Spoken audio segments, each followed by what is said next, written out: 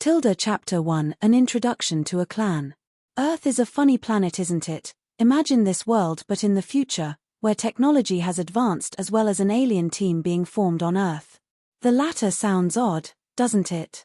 This is an Earth that has reverted to Pangaea, most of the land is one, and humanity still lives as one, with a singular base protecting the whole land, with only one political group overseeing the whole world, with a president ruling the whole world too.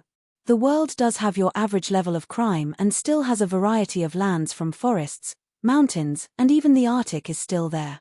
But back to the team, they are called the Haphazard Legion, led by a human, Captain Nicole, but following her is a Morphil and an Everlone, called Pod and Arvin.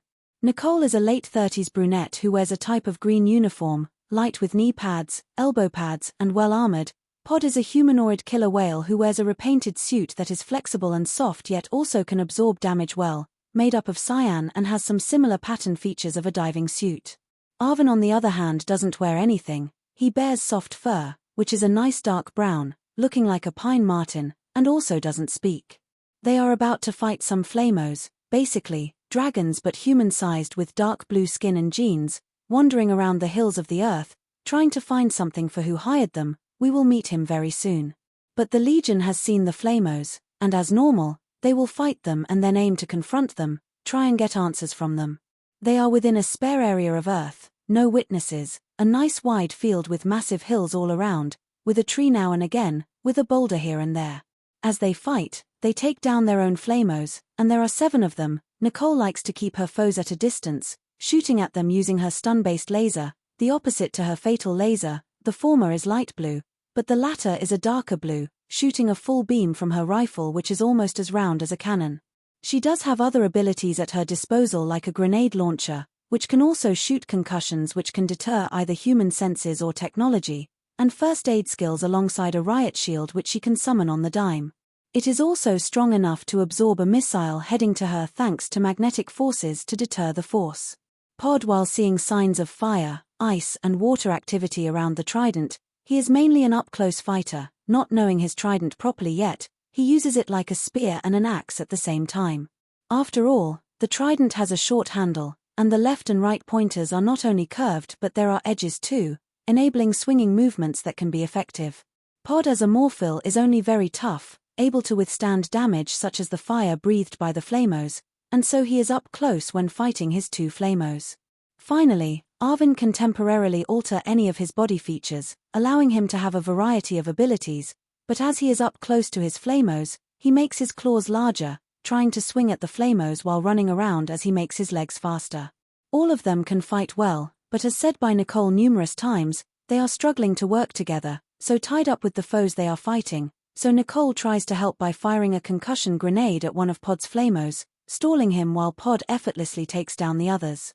Nicole uses her stun laser to shoot at Arvin's flamos via the wings, allowing Arvin a good shot as he charges his own body, and unleashes green energy from his mouth, mildly burning the flamo.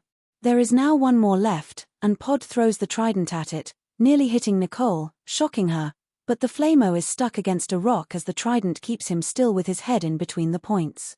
While the fight is over, Nicole confronts the flamo, asking why the need for this attack. The flamos admit they were sent to try and find certain forms of energy, and they were told to take down anyone who is a fighter along the way. This is an answer that the Legion has been getting from anyone they had to fight from the stars, confusing them. Nicole provides mercy and tells them to leave the planet, otherwise they would have to be locked away on Earth, or worse. And so, the flamos fly away to their ship, which is like a giant metallic flamo but horizontal, mainly blue with flamo face and dragon wing-shaped fins on both sides. The vehicle then charges up and flies up, kept an eye on by the Legion, and will be kept out for thanks to Earth's atmospheric activity tracker. Nicole then turns to look at both Pod and Arvin, disappointed in them, and then tells them to get back in her 4x4.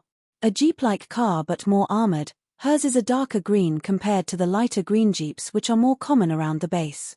All the Legion members are decent fighters, but they all lack teamwork. Arvin is still trying to find ways to use his abilities, Pod has trust issues, and Nicole treats her team members as assets for her bidding rather than mates she can work with.